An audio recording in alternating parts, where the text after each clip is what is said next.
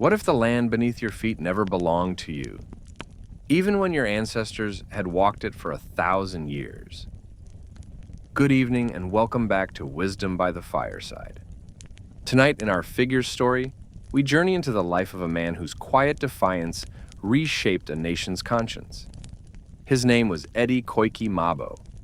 His story is not merely about law or politics, it is about identity, faith, dignity, and the unseen hand of God that moves when human justice lingers too long. When the courts of Australia declared for generations that Indigenous land was terra nullius, nobody's land, it meant the lives, histories, and sacred ties of the First Nations people were erased in a single Latin phrase. But one man, born on a remote island in the Torres Strait, dared to say otherwise. He dared to say, "This land has memory. It belongs to us." And God himself is witness to that truth. But Eddie's story does not begin in the courtrooms of Brisbane or Canberra. It begins in the late 1930s, on a small island called Mer, where coconut palms swayed against the endless blue of the coral sea, and a child with curious eyes was learning what it meant to belong. Eddie Koiki Mabo was born in 1936 into a culture where land was more than soil and stone. For the Meriam people, land was identity, inheritance, and the binding thread between the living, the ancestors, and God's creation. His childhood was filled with rituals, songs, and stories whispered by elders around firelight. These stories carried laws older than any written constitution, sacred instructions about who belonged where, who could fish which reef, and which paths were to be respected as ancestral grounds. Yet, even in his earliest days, Eddie's life was marked by sorrow. His mother died when he was a baby, and his father, overwhelmed, entrusted him to his maternal uncle, Benny Mabo. Eddie grew up calling this man Dad. That adoption, though rooted in tradition, would later become the legal knot that fate would use to test him. For in the Western courts, adoption by tradition was invisible, and it would spark the deepest of moral dilemmas when Eddie fought for his people's land. As a child, Eddie was restless and bright. He loved to learn. He listened carefully to the elders, not just memorizing, but questioning. Why this ritual? Why this rule? Why this story? His curiosity was a gift, but also a danger. For in 1948, Queensland authorities imposed a system of control over Torres Strait Islanders. Traditional leaders were pushed aside. Churches and colonial administrators demanded obedience. And young Eddie began to realize, to be Meriam in Australia was to live in the shadow of a lie. One day when Eddie was still a boy, a teacher told him bluntly, "You are not the owner of this land. Legally, it is nobody's land. The Crown owns it." Imagine hearing those words as a child, when every heartbeat of your culture says otherwise. Eddie was stunned. He looked out at the gardens his family had tended for generations, at the graves of ancestors lying in sacred earth, and thought, how can this be? How can a law deny what is plain in front of my eyes? It was in that moment that the seed of his life's struggle was planted. A question that burned silently. Does man's law overrule God's truth? Eddie's teenage years were restless. He was intelligent, but he was also fiery, sometimes rebellious. By the age of 16, he had left school, finding work on pearling boats and later on the mainland. These journeys exposed him to another world, one where Indigenous Australians were treated as second-class citizens. In the sugarcane fields of Queensland, Eddie saw signs that said no blacks. He watched men of his people paid less, punished more, silenced quickly. But God had given Eddie a sharp mind and an unyielding spirit. He asked himself often, why accept this? Why bow to injustice? And though his faith wavered in moments of anger, he could not let go of the belief that there must be a higher justice, a truth that no man could erase. There's a story told about Eddie in those early years. He had been working long days under the hot sun. At night, sitting by the cane fields, he would speak to fellow workers about the old ways of Mer. He would describe how his people divided land with fairness. how every child knew which garden belonged to their family. He said, "They call it nobody's land, but I know my land. I can walk it in the dark. And when I walk, I know the spirits of my ancestors walk with me." Even then, his words carried conviction, the fire of someone who believed he was not just preserving memory, but carrying prophecy. Yet he did not yet know what God had in store for him. By the late 1950s, Eddie married Bonita, a woman of strength and faith who would become his anchor. Together, they built a family, raising 10 children. But as he worked, taught, and struggled, Eddie also carried a secret burden, the knowledge that unless someone stood up, the lie of terra nullius would pass on to his children, and their children after them. And so he began to dream of challenging it. But how could a man from a small island, with no wealth and little education, take on the might of the crown? Could he truly hope to break a legal doctrine older than himself? He didn't know then, but God was already 3 steps ahead. Eddie Mabo had always believed that knowledge was the sharpest spear a man could carry. He had learned from elders around the fire. But now, in his late 20s and early 30s, he found himself walking into a different kind of circle, one lit not by flames, but by fluorescent lamps. By the 1970s, Eddie had settled in Townsville with his wife Bonita and their children. He worked as a gardener at James Cook University, a modest job. On the surface, he was just another worker, pushing a wheelbarrow, trimming trees, keeping the grounds clean. Yet, quietly, something else was happening. The land he cared for by day was the same land he debated by night. For in that university, a small group of professors and lawyers were asking questions about the history of Australia. And Eddie, with his fierce curiosity, could not help but listen in. He often joined their conversations, sitting at the edge of staff rooms, scribbling notes, asking questions that cut to the heart of things. One evening in 1974, a casual conversation shattered Eddie's world. It began with a remark. A professor, impressed by Eddie's intellect, asked him where he came from. Eddie spoke proudly of Mer, of his family's gardens, of the boundaries every Merriam child knew by heart. Then the professor paused, leaned back in his chair, and said words that landed like a hammer. "But Eddie, legally, that land is not yours. In the eyes of Australian law, it belongs to the Crown." Eddie froze. He had heard whispers of terra nullius as a boy. But to hear it spoken so plainly, in a university, in a place of supposed truth, it was like being told once again that his people did not exist. His heart pounded. He thought of his ancestors buried in Mer's soil. He thought of his children, who would inherit only silence. And he felt anger, but also clarity. If the law says this, then the law must be wrong. That night, Eddie walked home restless. He looked at his children sleeping under thin blankets, their faces peaceful. He thought, if I do nothing, they will grow up believing the same lie. They will be told that their land never belonged to them. They will forget the stories of our people. I cannot let that happen. He told Bonita what the professor had said. She looked at him with quiet strength. Then fight it, Eddie. God has given you a fire in your chest. Don't let it die. Her words steadied him. For every warrior needs an anchor, and Bonita was his. From that day forward, Eddie was not only a gardener, he became a student, a researcher, a fighter with words. He began to speak publicly about the injustice of terra nullius. He gave lectures, joined conferences, and told anyone who would listen that the land of Mer was not empty, not forgotten, not abandoned.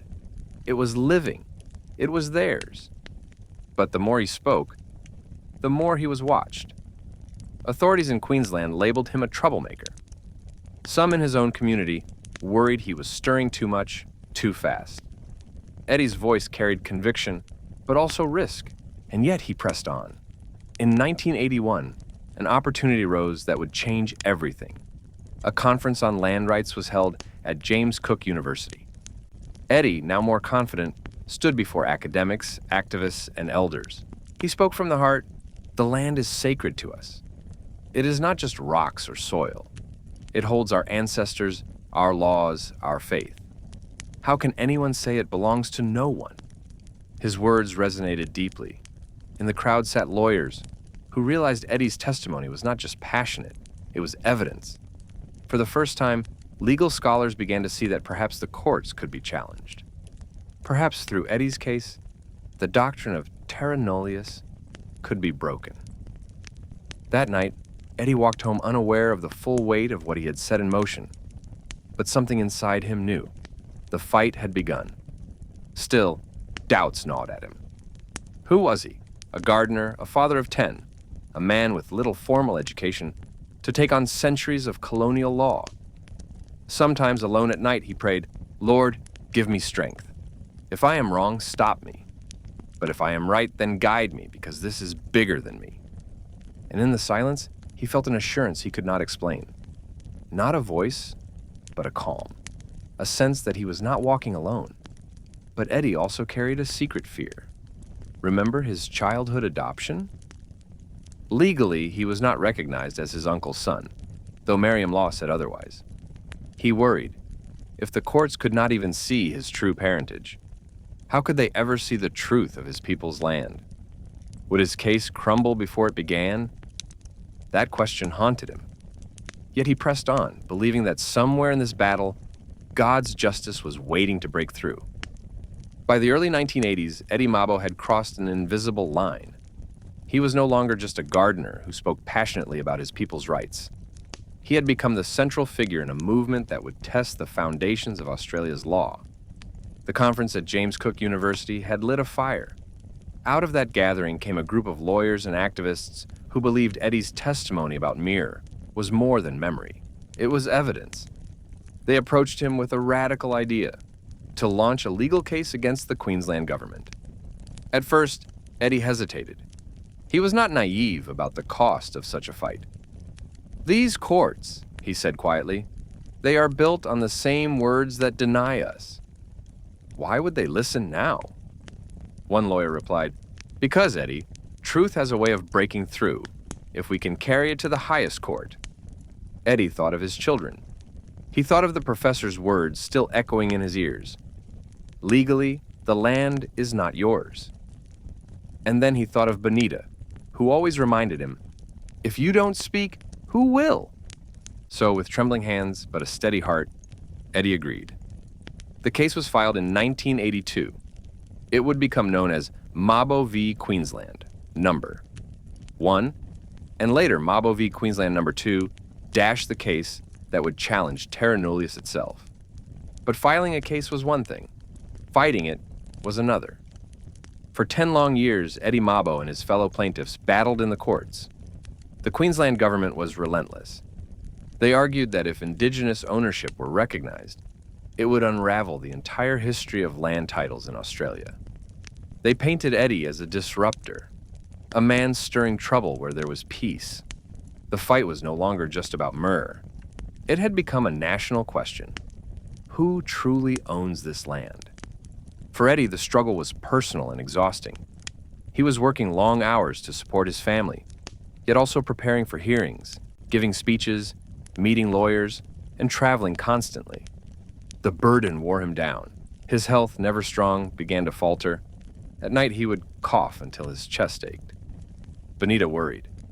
"Eddie, you're pushing yourself too hard." He would smile faintly. "Bon, this is not just for me. It is for our children, for all our people. If I stop, who will finish it?" But the pressures were more than physical. They cut into his soul. One day, Eddie received word that Queensland had passed special legislation to block his case. They wanted to snuff it out before it reached the High Court. Eddie sat in silence when he heard the news. For a moment, he wondered if God had abandoned him. "Why give me this fire," he prayed, "if it is only to burn me down?" Yet soon after, the High Court struck down Queensland's attempt, declaring it invalid. The path to truth had narrowed, but it was still open. Eddie took it as a sign. God was not finished. Through the mid-1980s, Eddie became a familiar figure on the public stage. He spoke at rallies, appeared in newspapers, and traveled to explain why the land was not empty. He carried maps of Mer, detailing each family's plot, each garden, each sacred site. He spoke not like a lawyer, but like a father, with stories, with passion, with unshakable conviction. Yet, while his voice grew louder, his body grew weaker. His eyesight dimmed, his strength waned. Doctors urged him to rest. He refused. Rest will come later, he said. Justice must come now. Behind closed doors, Eddie wrestled with doubt. What if the case failed? What if, after all the years of fighting, the High Court ruled against him? He knew his people would suffer another wound of despair, but he also knew something else. Truth, once spoken, could not be buried again. Even if the case lost, the lie of terra nullius had already been pierced. People were listening. The tide was turning. Still, he pressed his lawyers harder. We must win, he said. We must show them that God does not sleep. He has given us this land, and no man can erase his gift. By 1991, after nearly a decade of legal wrangling, the case reached its final stages. The High Court of Australia was preparing to deliver judgment. Eddie, frail now, awaited the decision with hope and fear. But there was one twist even he could not have foreseen. The illness in his body, long ignored, was advancing. Eddie had developed cancer. It spread quickly, robbing him of energy, gnawing at his frame. Friends and family watched helplessly as the man who had carried a nation's conscience began to fade. And here lay the cruelest irony. Eddie Mabo, the man who had carried the fight for recognition, might not live to hear the judgment of the court. One evening, as his strength slipped, he sat with Bonita. His voice was soft, almost a whisper. Bon, if I don't live to see it, promise me you'll keep telling our story. Promise me our children will know that I did not give up. Tears welled in her eyes. She held his hand. You have already won, Eddie. Even if the court says no, you have already told the truth. And God knows the truth. Eddie closed his eyes, comforted. Yet deep inside, he longed for that final word. That official recognition that the land was never empty. That his ancestors were never invisible. The final months of Eddie Mabo's life carried a strange mixture of sorrow and destiny. He was only in his mid-50s, yet cancer had ravaged his body, draining the strength from his frame. The man who once strode across sugarcane fields, who stood fiery in rallies and courtrooms, now struggled to walk across his own living room. But his spirit remained unbroken. Friends and family recall how Eddie, even in his weakness, still spoke of the land. Mer is not just where I was born, he told one visitor softly. It is where my people are buried. When I speak of land, I am speaking of life itself. At night, he prayed. His voice was faint, but his words were steady. Lord, I have carried this as far as I can. The rest is in your hands. In January 1992, Eddie Mabo passed away in Townsville. He was 55 years old. News of his death spread quietly at first, then rippled outward, stirring grief across communities, who knew him as the stubborn gardener who dared to challenge the crown. Bonita and their 10 children stood at his funeral, carrying the heavy weight of both sorrow and pride. Eddie had fought for a decade, but he had not lived to see the judgment. The High Court was still deliberating. The nation was still waiting. And so the question hung in the air like a storm cloud. Would his fight die with him? Or would God, in his timing, allow justice to speak after Eddie's last breath? 6 months later, on June 3rd, 1992, the answer came. The High Court of Australia delivered its decision in Mabo versus Queensland No. 2. By a majority of 6-1, the court ruled that the doctrine of terra nullius was a legal fiction, a lie that had denied Indigenous people their rights for more than 2 centuries. The judgment recognized the concept of native title, affirming that the Meriam people were, and always had been, the rightful owners of Mer. It was one of the most significant legal decisions in Australian history. But Eddie was not there to hear it. In Townsville, Bonita listened as the words were read aloud, tears rolling down her cheeks. She thought of Eddie's last promise, that he would never give up. Now, even in death, he had not. His name was etched into law. His truth was carried on the tongues of judges. The nation called it the Mabo decision. But for Bonita and the children, it was simply Eddie's voice echoing from beyond the grave saying, "See? The land was never empty. We were always here." The victory, however, did not erase the struggles. In the days following the decision, debates raged across the country. Some Australians celebrated the recognition of justice long denied. Others feared what it meant for land titles, for property, for power. Newspapers blazed with headlines. Politicians argued in Parliament. Farmers worried about their holdings. For a moment, the nation trembled under the weight of change. But amidst the noise, one truth stood unshaken. Terra nullius was gone. Eddie's voice had broken it. Yet even in victory, pain lingered. After Eddie's funeral, his body had been buried in a Townsville cemetery. But when word spread of his role in the High Court decision, his grave was desecrated by vandals. The cruelty of that act pierced his family's hearts. Still, they refused to let hate have the last word. Bonita arranged for Eddie's remains to be returned to Mer, his island home. In a ceremony filled with song, prayer, and tears, his body was reburied in the soil he had fought to defend. It was as if the circle had closed. The boy who once ran barefoot across Mer's gardens was now laid to rest in the earth of his ancestors. For many, this moment revealed the hand of God. Eddie had not lived to hear the court's words, but his journey ensured that truth was spoken. His fight had outlived his body. Justice had arrived not in his lifetime, but in his legacy. And isn't that the mystery of divine timing? That sometimes God allows us to plant seeds we will never see bloom, yet the harvest comes all the same. Years later, Eddie's story became part of Australian classrooms, documentaries, and commemorations. His name joined the ranks of those who had bent the arc of history toward justice. In 2008, the Australian government formally recognized June 3rd as Mabo Day, honoring not just a man, but a movement that refused to die. Even now, when Australians speak of land rights, Eddie Mabo's name rises. His life reminds us that the law is not final until truth is spoken, and that even the weakest body can carry the strongest spirit. And the question remains, was it coincidence or was it something more, that Eddie's greatest victory came only after his death? The words of the High Court on June 3rd, 1992, were clear. Terra nullius was gone. Native title was real. Yet for all their power, those words were only the beginning of a new storm.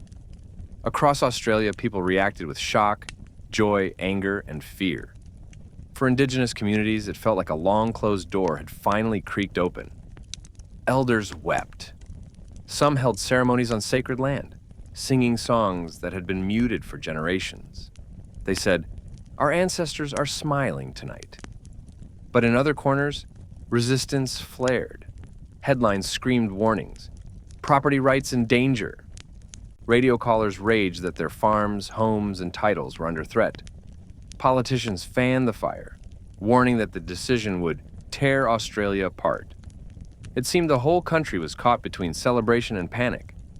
And in the middle of it all stood the Mabo family, grieving, proud, yet also under siege. Bonita recalled those days as dizzying. One moment, strangers approached her in the street with tears in their eyes, thanking her for Eddie's courage. The next, she received threats, ugly words hurled at her children, graffiti scrawled on walls. "How do you celebrate," she asked once, "when people spit on your victory?" The answer came in her faith. She remembered Eddie's last words, "Tell our children I did not give up." So she held her head high, teaching her children to do the same. But the weight was heavy. Eddie's children, still young, felt the sting of cruelty at school and in public. They were called names, told their father had ruined Australia, told to go back where they came from, though where they came from was the very soil beneath their feet. One evening, Eddie's eldest son came home in tears. "Why do they hate us, Mom? Didn't Dad do something good?" Bonita held him close. "Yes," she whispered. "He did something very good." Sometimes when truth is spoken, the world takes time to listen. But God knows. And one day, Everyone will see it too. Meanwhile, legal scholars scrambled to explain what the decision meant. The High Court had not handed over land. It had handed over recognition. Native title existed, but it had to be proven, case by case, through evidence of continuous connection to land. For indigenous communities, it was a bittersweet truth. The door was open, yes, but it was a narrow, heavy door, one that required years of legal struggle to push through. Still, many chose to walk the path Eddie had cleared, filing claims, telling stories in court, standing on his shoulders. The government, too, had to respond. In 1993, the Australian Parliament passed the Native Title Act, aiming to turn the court's ruling into workable law.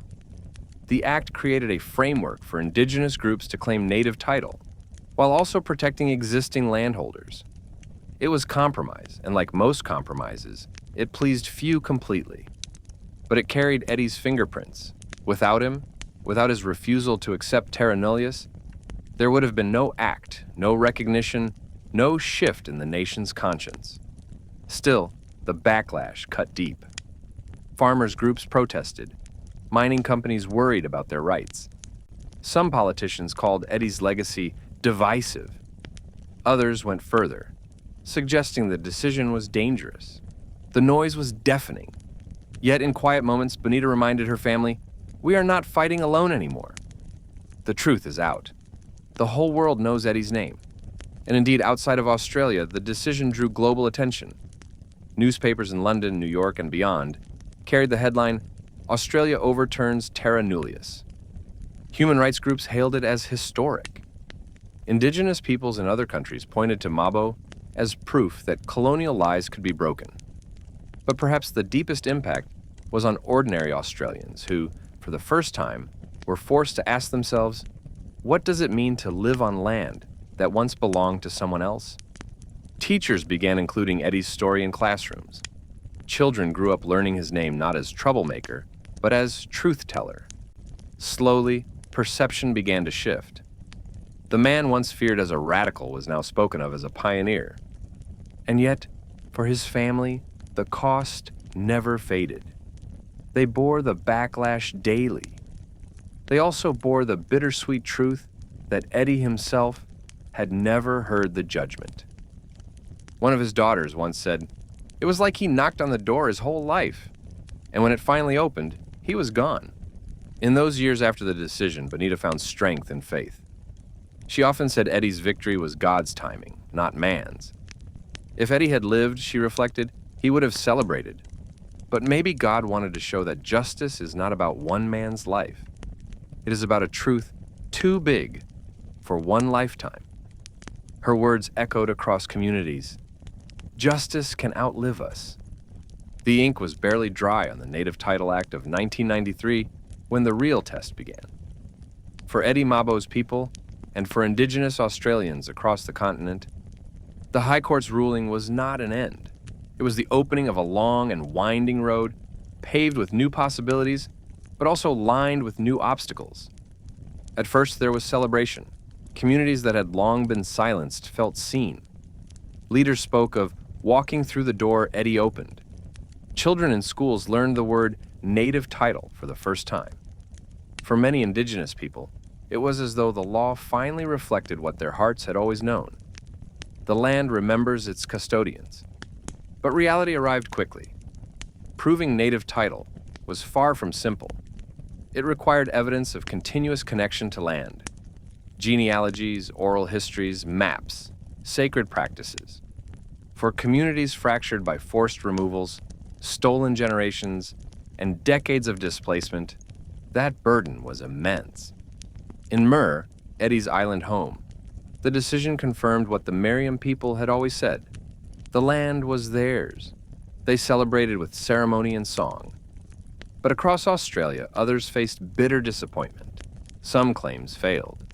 Some communities were told their connections had been broken by history, as if colonization itself, the very wound they suffered, could now be used against them. It was a cruel irony, and yet many pressed on. Inspired by Eddie, they carried their stories into courtrooms. determined to keep walking the path he had carved. Meanwhile, the backlash intensified. Farmers' groups argued that native title threatened their livelihoods. Mining companies lobbied furiously, fearing the loss of profitable ground. Politicians seized on public anxiety, warning of chaos if too much land was given back. The debate was fierce, and Eddie's name was often at the center of it. Supporters hailed him as a hero. Critics painted him as the man who had destabilized the nation. The irony, of course, was that Eddie himself was no longer alive to defend or explain. His silence made his story even larger, a canvas onto which Australians projected their fears and hopes. Bonita bore the weight of it. She attended meetings, spoke at schools, stood in interviews, always reminding people that Eddie was not just a symbol, but a husband, a father, a man who loved gardening and storytelling. Eddie was not trying to take away people's homes, she said more than once. He was trying to give our children back theirs. Her voice was steady, but inside, the grief remained raw. Each public appearance meant reliving Eddie's absence. Each headline meant reopening the wound. Yet she carried on because she knew he would have wanted her to. For the children, life was equally complicated. At school, their father's name was sometimes celebrated in lessons, but mocked in playground taunts. They lived in two worlds, one that praised Eddie in textbooks and one that punished them in whispers. Yet, as the years passed, pride slowly grew. They began to realize that their father's legacy was not just theirs to bear, it was Australia's to inherit. In broader society, the Mabo decision forced ordinary Australians to confront uncomfortable truths. Families who had lived for generations on farms began to ask questions. Who lived here before us? What does it mean that the land was taken? For some, these questions led to reconciliation efforts, cross-cultural dialogues, and new friendships. For others, they bred resentment, denial, and silence. Australia was a nation in conversation with itself, and Eddie Mabo's ghost hovered over every word. The government, too, wrestled with the consequences. The Native Title Tribunal was established to process claims, but it was overwhelmed. Cases dragged on for years. Some ended in heartbreak, others in victory. The process was slow, imperfect, and often bitter. Yet through it all, Eddie's name remained the touchstone. Every decision, every debate, every protest circled back to him. His fight had become a mirror for the soul of the nation. In 1995, 3 years after his death, Eddie Mabo was posthumously awarded the Australian Human Rights Medal. Bonita accepted it on his behalf, her eyes shining with quiet dignity.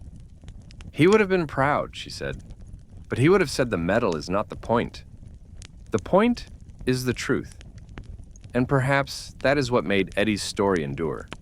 He never sought glory, only recognition of what was already true. But the struggle was not over. In 1996, the Wick decision expanded native title to include certain pastoral leases, igniting a political firestorm. Prime Minister John Howard responded with what he called a 10-point plan to limit native title rights. The pendulum swung again, and Eddie's name was once more dragged into the storm. Australians found themselves asking, had Mabo changed everything? Or had it changed nothing at all? By the turn of the new millennium, Eddie Mabo's name had grown larger than even he might have imagined. What began as a fight over one island in the Torres Strait had become a story told in classrooms, debated in parliaments, and whispered in homes across the nation. Australia was changing, slowly, unevenly, painfully, but changing. And Eddie's legacy was at the heart of it. In the 2000s, schools began to weave the Mabo decision into the national curriculum. Children who once learned a history that skipped over indigenous voices were now taught to say the words terra nullius, and then to say why it was wrong. Teachers showed maps of Mer, explaining how one man's fight had shifted the law of an entire continent. For indigenous students, it was a moment of pride.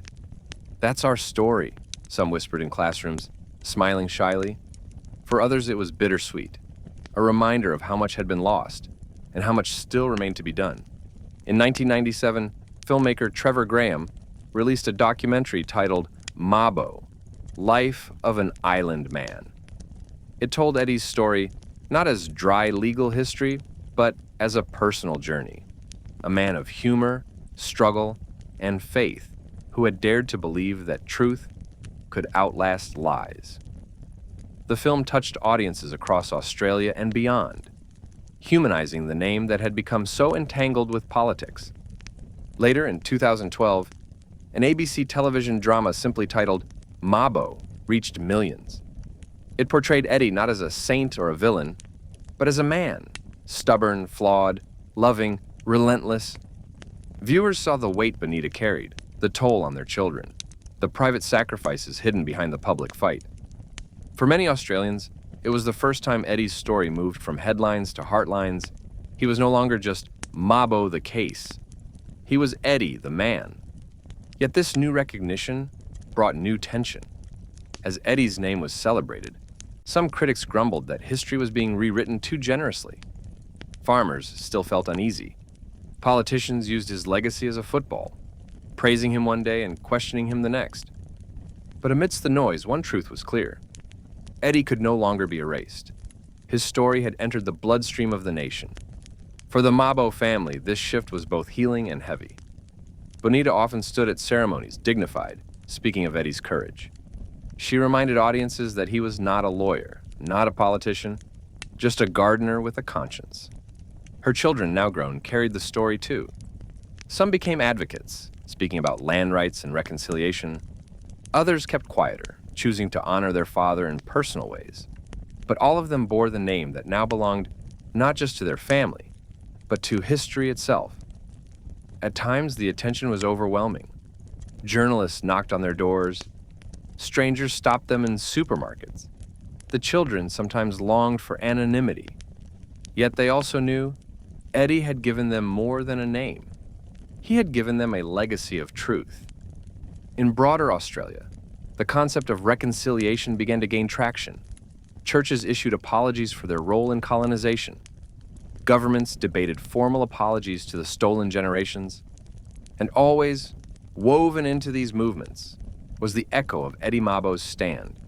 He had not spoken of reconciliation in political terms, but his insistence that the land had memory, that truth could not be erased, laid the groundwork for a national reckoning. One moment in 2008 stood out. Prime Minister Kevin Rudd stood before Parliament and delivered the national apology to the stolen generations. It was not directly about Mabo. Yet in the chamber and across television screens, many saw Eddie's shadow. His fight had cracked the wall of denial.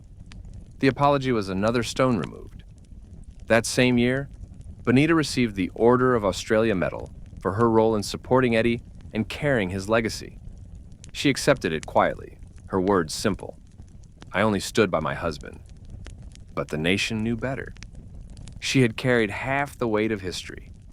As Eddie's story spread, something unexpected happened. His face, once seen in hostile caricatures, began to appear on murals, posters, even stamps. Streets and schools were named after him. His island home, Mer, became a place of pilgrimage for those seeking to understand the heart of the land rights struggle. The man once branded a troublemaker was now an icon. And yet, Eddie's story remained unfinished. Recognition was not restoration.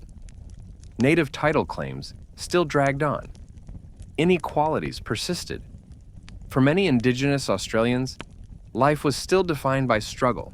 So the question lingered, was Eddie's victory a foundation, or only a crack in the wall? For those who looked deeper, Eddie's life carried a deeper message. It was not simply about land or law, but about faith in unseen justice. He had fought a battle he did not live to win. Yet God's timing ensured his victory arrived precisely when it was needed, after his death, when the nation could no longer ignore it. And perhaps that was the lesson. Justice is not always swift. Truth is not always heard in our lifetime. But if it is God's truth, it cannot be silenced forever.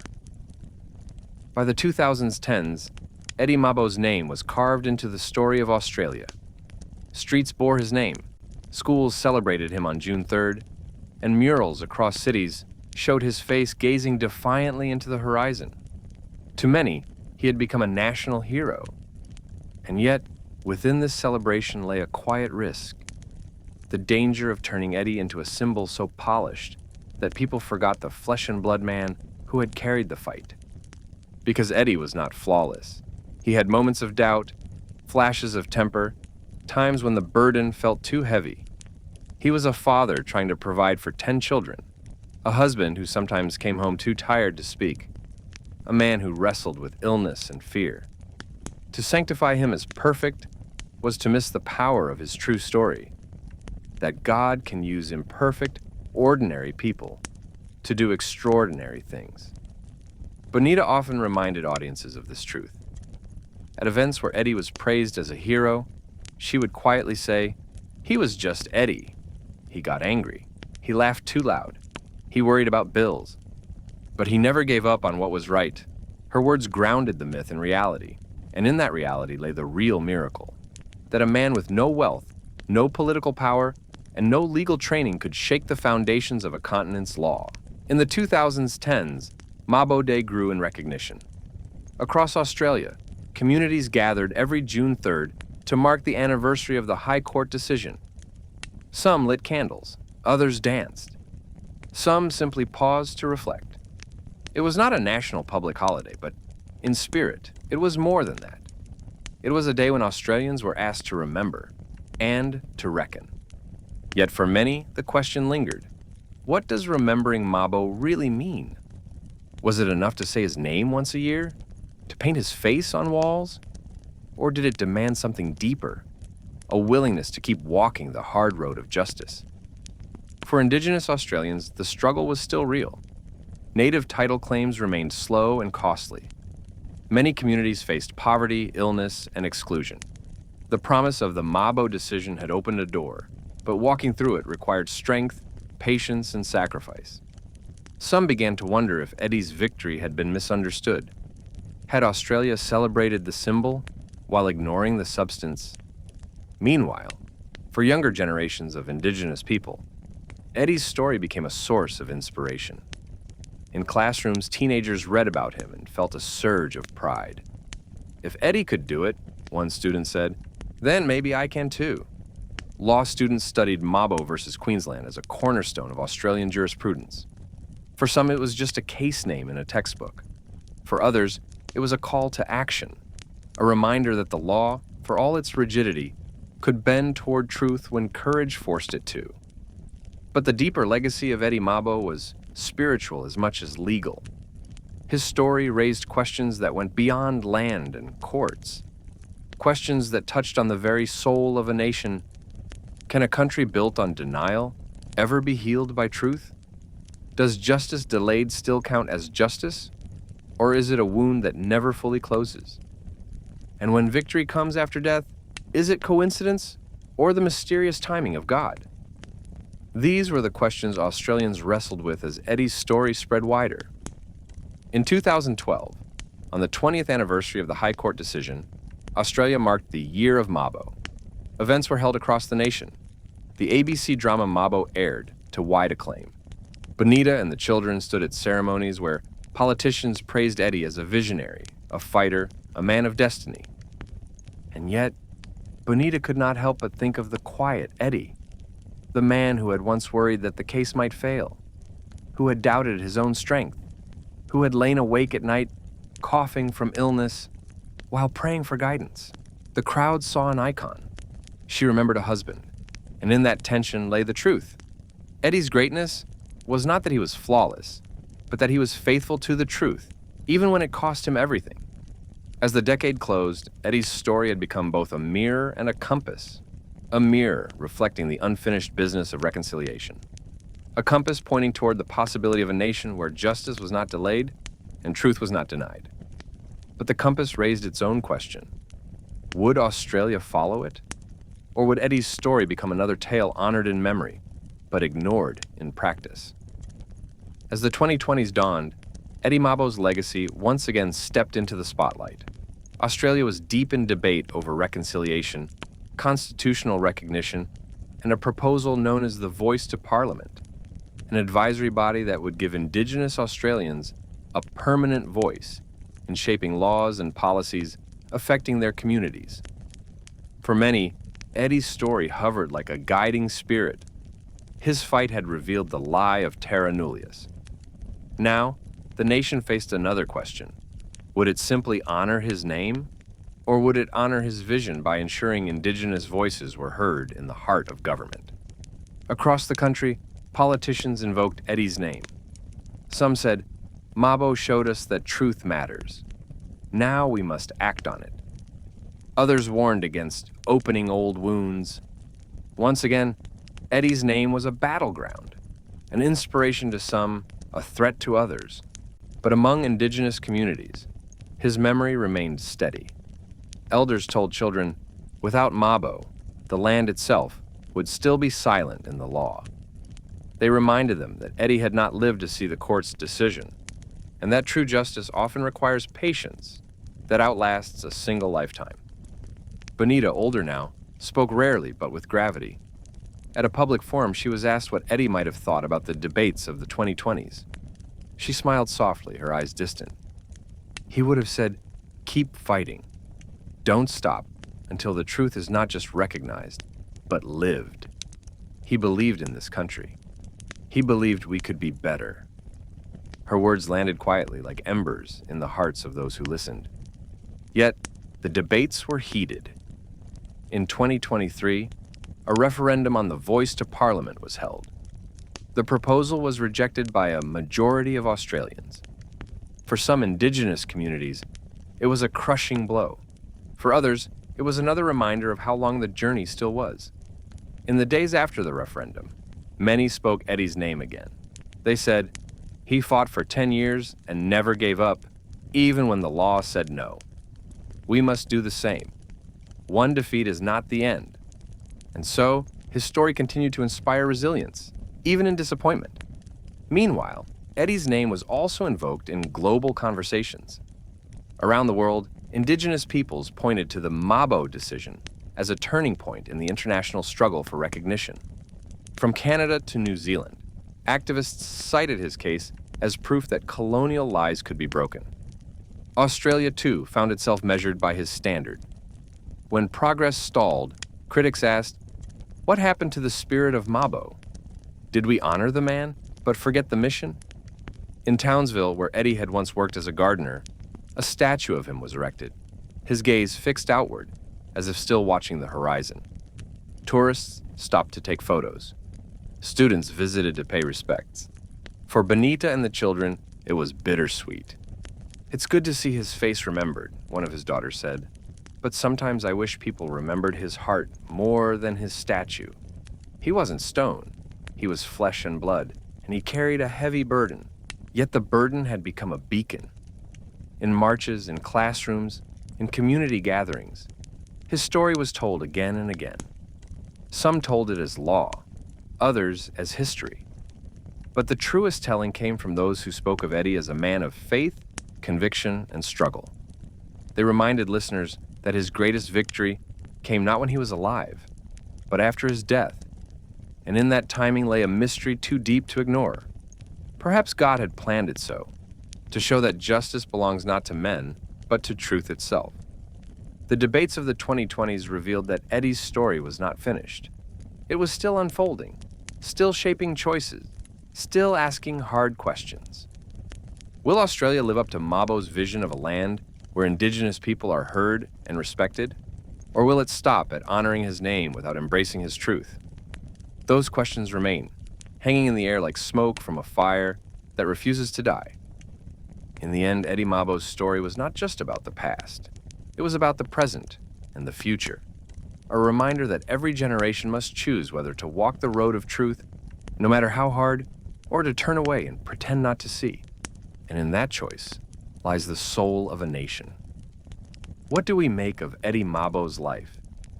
A boy from a tiny island, raised by his uncle after his mother's death. A gardener who once worried about putting food on the table. A father of 10, coughing late at night praying for strength.